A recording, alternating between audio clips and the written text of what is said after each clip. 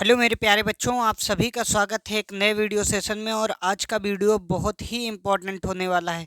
जिन बच्चों ने क्लास 12 में हिंदी में अभी कुछ भी नहीं पढ़ रखा और वो सोच रहे हैं कि सर जी हमें बहुत बढ़िया स्कोर करना है, कम टाइम में ऐसा क्या पढ़ लें कि बढ़िया अच्छे खासे नंबर हमारे आ जाएं। ठीक है, तो आज के बच्चों आज के वीडियो में मैं आपको बताऊंगा कैसे 100 में 100 नंबर ला सकते हैं, किन किन टॉपिकों को आपको पढ़ना है। बस अगर आप वो बस पढ़कर चले जाते हैं तो मेरी गारंटी है कि भाई आपके नंबर बहुत बेहतरीन आने वाले हैं। ठीक है, तो देखते हैं वो कौन से टॉपिक है। मात्र कुछ ही इम्पोर्टेंट टॉपिक होते हैं, बहुत सारी चीज़ें नहीं होती। अगर हम उन्हें अच्छे से पढ़ लें तो उसके बाद में हमें किसी चीज़ को पढ़ने की ज़रूरत नहीं होती है। तो देखिए, खंड का में हमें क्या क्या पढ़ना है प्यारे बच्चों। देखिए, खंड का में हमें पढ़ना होता है सबसे पहले, खंड का में हमें पढ़ना है महत्वपूर्ण गद्यांश। अब कौन कौन से चैप्टर के सर जी हमें गद्यांश पढ़ लें, तो राष्ट्र का स्वरूप बहुत इंपॉर्टेंट चैप्टर है, इसका पूरा गद्यांश पढ़ डालिए। ठीक है, ये चैप्टर से 100% बोर्ड एग्जाम में आता है। इसके बाद में बच्चों अगला जो चैप्टर है वो आपको पढ़ लेना है अशोक के फूल। बहुत इंपॉर्टेंट चैप्टर है, इसके भी बहुत बार गद्यांश आए हुए हैं, तो ये भी आप पढ़ेंगे जरूर। ठीक है, अगला चैप्टर है भाषा और आधुनिकता। मोस्ट इम्पॉर्टेंट चैप्टर है, इसको भी आप पढ़ेंगे, बार बार बोर्ड एग्जाम में आता है। तो ये 3 टॉपिक आपको गद्य में पढ़ लेने हैं। बस इन 3 को ही अच्छे से आप करके जाइएगा, इसके बाहर बोर्ड एग्जाम में मेरे भाई नहीं आएगा। ठीक है, अब देखिए बच्चों, आगे देखिए, यहाँ पर आपको पढ़ना होगा महत्वपूर्ण पद्यांश। अब सर जी महत्वपूर्ण पद्यांश में कौन कौन से पद्यांश पढ़ लें, तो देखिए सबसे पहला आपका जो पद्यांश होगा पवन दूतिका, इस वाले चैप्टर को पढ़ना है। Most important, very very most important है। दूसरा है श्रद्धा मनु, इसको आप जरूर पढ़ लें। और तीसरा है गीत महादेवी वर्मा का। ये 3 चैप्टर पद्यांश में भी पढ़ लें, इसके बाहर बोर्ड एग्जाम में नहीं आता है, बार बार इन्हीं से ही बोर्ड एग्जाम में आया हुआ है। ठीक है मेरे भाई, तो आप इसे अच्छे से पढ़ लेंगे। ठीक है, अब आगे बढ़ते हैं। अब देखिए बच्चों, इतना करने के बाद में आगे आपको पढ़ना है जीवन परिचय। जीवन परिचय में सबसे पहले तो आपको बच्चों पढ़ना है लेखकों का जीवन परिचय। किसका? लेखकों का जीवन परिचय। और ये जो लेखकों का जीवन परिचय बच्चों, बस इन्हीं को पढ़ना है। ये 3 लेखक 4 लेखक का है, बस इसके बाहर नहीं आएगा। जैसे सबसे पहले आपको वासुदेव शरण अग्रवाल जी का याद कर लेना है। आचार्य रामचंद्र ये आचार्य हजारी प्रसाद द्विवेदी जी का याद कर लेना है। डॉक्टर APJ अब्दुल कलाम का याद कर देना है। हरिशंकर परसाई, इनका याद कर लेना है। इन 4 में ये 3 ऊपर के भी आप याद कर सकते हैं, इसी से ही बोर्ड एग्जाम में मिल जाएगा, ज़्यादा परेशान होने की ज़रूरत नहीं है बच्चों। अच्छा, इसके बाद में सर जी कवियों में कौन सा जीवन परिचय याद कर लें, तो वो मैं अभी बताने वाला हूँ। तो कवियों में बच्चों सबसे पहले जयशंकर प्रसाद जी का जीवन परिचय आपको याद कर लेना होगा। महादेवी वर्मा का याद करना होगा।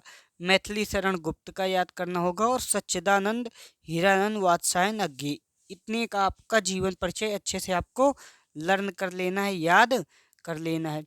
ठीक है बेटा, अब देखिए, अब कहानी जो है पंचलाइट की कहानी, पंचलाइट की कहानी, इसको बच्चों आपको अच्छे से पढ़ लेना। उद्देश्य तथा सारांश, इनको अच्छे से पंचलाइट की कहानी में पढ़ लेना है। अब देखिए बच्चों, बहादुर की कहानी, बहादुर की कहानी का भी उद्देश्य तथा सारांश पढ़ लीजिएगा, बोर्ड एग्जाम में बहुत बार रिपीट होती हैं, बस इतने से ही। अब इसके बाद में खंड काव्य, ये बच्चों जिला वाइज होता है। ठीक है, जैसे कर्ण पर है और भी सारी चीज़ों पर है, तो ये जिला वाइज आता है, तो आप इसको जिला वाइज आप जरूर याद करेंगे। ठीक है प्यारे बच्चों, तो आपको खंड काव्य भी याद कर लेना है। अब खंड खा में बढ़ेंगे बच्चों। खंड खा में क्या क्या सर जी पढ़ना है, तो अब खंड खा में देखिए, संस्कृत का महत्वपूर्ण गद्यांश। संस्कृत के अब महत्वपूर्ण हमें क्या पढ़ने होंगे? गद्यांश पढ़ने होंगे। अब वो सर जी कौन कौन से पढ़ लिए जाएं, तो देखिए बच्चों, सबसे पहला गद्यांश जो आपको पढ़ना है संस्कृत भाषा महत्तम, ये आपको पढ़ लेना है। दूसरा महामना मौलवी, ये बहुत इम्पोर्टेंट है प्यारे बच्चों। ठीक है, इतना तो आपको पढ़ ही लेना है। ये दो। अब बच्चों क्या पढ़ना है आपको 10 नंबर पे संस्कृत का महत्वपूर्ण पद्यांश। गद्यांश तो आपको बता दिए कि वो 2 चैप्टर पढ़ना है, और पद्यांश यानी मतलब श्लोक, सुभाषित, रत्नी, इसको आपको अच्छे से पढ़ लेना है। जातक कथा पढ़ लेना है। ये 2 जरूर पढ़ लेना है अच्छे से बच्चों। अब क्या पढ़ना है आगे? महत्वपूर्ण मुहावरे तथा लोकप्रतियां। अगर आप लोग बोलेंगे प्यारे बच्चों तो मैं इसके ऊपर अलग से भी वीडियो बनाकर डाल दूंगा। हर चीज़ जैसे एक महत्वपूर्ण मुहावरे तथा लोकप्रतियों पर होगा, इसके बाहर एक भी आपके बोर्ड एग्जाम में नहीं आएंगी, ठीक है। इसी प्रकार अ, अपठित गद्यांश ये भी आपको पढ़ा देंगे, वही पढ़ाए जाएंगे जो आपके बोर्ड एग्जाम में आए हुए हैं। शब्द युग्म ये पढ़ा दिए जाएंगे। शब्द अर्थ ये वही आएंगे जो आपके बोर्ड एग्जाम में आएंगे। 50 60 होंगे बस, इसके बाहर कुछ भी नहीं, इससे बस इसी से हो जाएगा, ठीक है प्यारे बच्चों। वाक्य संशोधन, वाक्य में कुछ त्रुटियां होती हैं, उन्हें आपको क्या करना होगा बच्चों? सही करना होगा, उसे वाक्य संशोधन कहते हैं, ठीक है। वो पढ़ेंगे। इसके बाद में बच्चों हमें पढ़ना होगा रस। क्या पढ़ना होगा? रस। अब रस में कौन कौन से ज़्यादा इंपॉर्टेंट रस है? हास्य रस, करुण रस, बीस रस और श्रृंगार रस। इतने ही रस पढ़ लो, इसके बाहर बोर्ड एग्जाम में नहीं आएगा। इसके बाद में बच्चों छंद। छंद में क्या पढ़ना है? कुंडलियाँ छंद, दोहा छंद, ठीक है।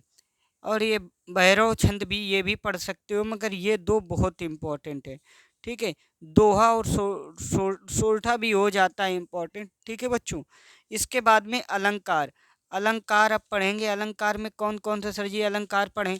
तो अलंकार में भी मैं आपको बता दे रहा हूँ किन अलंकारों को पढ़ना है आपको, ठीक है। तो अलंकार बच्चों उत्प्रेक्षा अलंकार, उपमा अलंकार, रूपक अलंकार, यमक अलंकार और अनुप्रास अलंकार। इतना पढ़ लेना, इसके बाहर मेरे भाई बोर्ड एग्जाम में एक क्वेश्चन नहीं आएगा। आप बस इतना पढ़ के बस जाना, ठीक है मेरे भाई। इसके बाद में आता है पत्र लेखन। क्या आता है मेरे भाई? पत्र लेखन। अब सर जी पत्र लेखन कौन कौन से पढ़ लें? तो देखिए, जो पत्र लेखन यहाँ पे हैं बस उतने ही आपको पढ़ने, एक्स्ट्रा पढ़ने नहीं, इसी से ही मिल जाएगा आपके बोर्ड एग्जाम में। किसी विद्यालय के प्रधानाचार्य को सहायक अध्यापक की भर्ती हेतु एक पत्र लिखिए, ठीक है। अगला है बच्चों, किसी बैंक के प्रबंधक को अपने अध्ययन हेतु अल्प ब्याज दर देने के लिए एक पत्र लिखिए। ऐसे करके बच्चों आप पत्र लिख सकते हैं, ठीक है। और लिखना है इन्हीं पे, और भी कुछ। अगला बच्चों पढ़ना है, विद्यालय में नियुक्ति हेतु प्रबंधक को एक आवेदन पत्र लिखिए। अपने गांव अथवा शहर की बिजली समस्या हेतु उचित अधिकारी को एक पत्र लिखिए। आगे बेटा आपको लिखना है, बैंक प्रबंधक को शिक्षा ऋण के आवेदन के संबंध में एक में पत्र लिखिए। अगला पत्र बच्चों लिखना है, किसी पर्यटन स्थल की यात्रा का वर्णन करते हुए अपने मित्र को पत्र लिखिए। इतने बच्चों बहुत इंपॉर्टेंट है, यही पत्र आते हैं। इसके बाद में बच्चों अब आया निबंध का बारी, और निबंध कौन से बहुत इंपॉर्टेंट है वो मैं आपको बता दे रहा हूँ, जो कि हमेशा बोर्ड एग्जाम में आपके आते रहते हैं। तो देखिए बच्चों, पहला निबंध है पर्यावरण प्रदूषण समस्या और समाधान। अगला निबंध है बच्चों आतंकवाद समस्या और समाधान, बहुत इम्पोर्टेंट है। भारत में बेरोजगारी की समस्या बहुत मोस्ट इम्पॉर्टेंट है। आज़ादी का अमृत महोत्सव, ये आप पढ़ सकते हैं, ठीक है। इतना इम्पोर्टेंट नहीं है बट आप पढ़ लीजिएगा, लिख रखा है आप लोगों के लिए। नई शिक्षा नीति 2020 गुण दोष, इसके गुण और दोष भी बताने हैं, ठीक बच्चों। और अगला जो पढ़ना है आपको, वो पढ़ना है मेरे प्रिय लेखक या मेरे प्रिय कवि, जो भी आप कह सकते हैं, मेरे प्रिय लेखक, और यहाँ पर कवि भी आ सकता है, ठीक है। वर्तमान समाज में नारी की स्थिति, ठीक है। विद्यार्थी जीवन में अनुशासन का महत्व, साहित्य और समाज का संबंध। इतना बच्चों आपको अच्छे से लिख देना है। बस ये समझिए कि आज अगर आप 1 महीने के अंदर ये सारा इतना अगर कवर कर लेते हैं, तो मेरी गारंटी कि भाई साहब आपके बहुत अच्छे अंक आने वाले हैं बोर्ड एग्ज़ाम में। तो आज से ही लग जाइए अपनी पढ़ाई में और दिन रात एक कर दीजिए, अभी बहुत कुछ आप कर सकते हैं। आप कभी हिम्मत मत हारिए, एक दिन ऐसा होगा कि जब आपका रिज़ल्ट आएगा तो बगल वाला आपका चौंक जाएगा, ठीक है? क्योंकि आपको पता है कि रिज़ल्ट जब आता है ना, तो हज़ार लोगों के काल एसएमएस आने लगते हैं कि आपकी बिटिया, आपके बउआ का कितना रिज़ल्ट हुआ।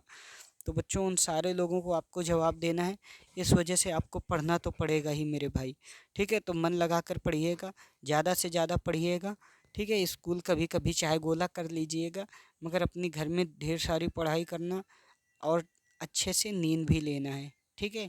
थोड़े समय के लिए खेल-कूद बंद कर दीजिएगा, ठीक है मेरे प्यारे बच्चों? और अगर आपको ये वीडियो अच्छा लगा हो तो अपने दोस्तों को भी शेयर करिएगा और एक लाइक करिएगा और चैनल को ज़रूर सब्सक्राइब करिएगा।